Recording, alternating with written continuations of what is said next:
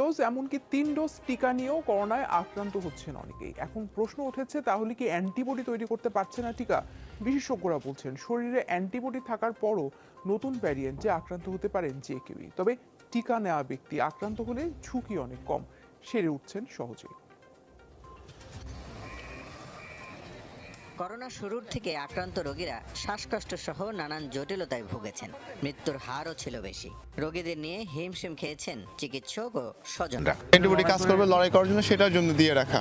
আমার যে একদম খারাপ সিচুয়েশন হবে তখন আমাকে ডাক্তারের কাছে যেতে হবে, আমি আসলে সেটাতে বিশ্বাসী না। টিকা দিয়ে যতটা নিজেকে সেফ রাখা যায়। রাজধানীর বাড্ডার ইসরাফিল হোসেন কাজ করেন বেসরকারি প্রতিষ্ঠানে। দুটি নিয়মিত টিকার পাশাপাশি নিয়েছেন বুস্টার ডোজ। তারপরও আক্রান্ত হয়েছেন কোভিডে। ইসরাফিল জানালেন, আক্রান্ত হলেও জটিল কোনো সমস্যা নেই তার। পজিটিভ আসার পরে আগে যেরকম যে করোনা হইলে পরে মানুষ আতঙ্ক হয়ে যেত বা শরীরে অনেক সমস্যা দেখা দিত, ওই রকম আমার কোনো সমস্যা নাই। সময়ের সাথে বারবার বদলাচ্ছে করোনার ধরন। এখন আবারও লাফিয়ে বাড়ছে নতুন ভ্যারিয়েন্ট অমিক্রন। এটিকে টিকা বা অ্যান্টিবডির ব্যর্থতা বলতে চান না বিশেষজ্ঞরা। তারা বলছেন, আতঙ্কিত না হয়ে টিকা ও স্বাস্থ্যবিধি মেনে চললে সমস্যা বেশি হবে।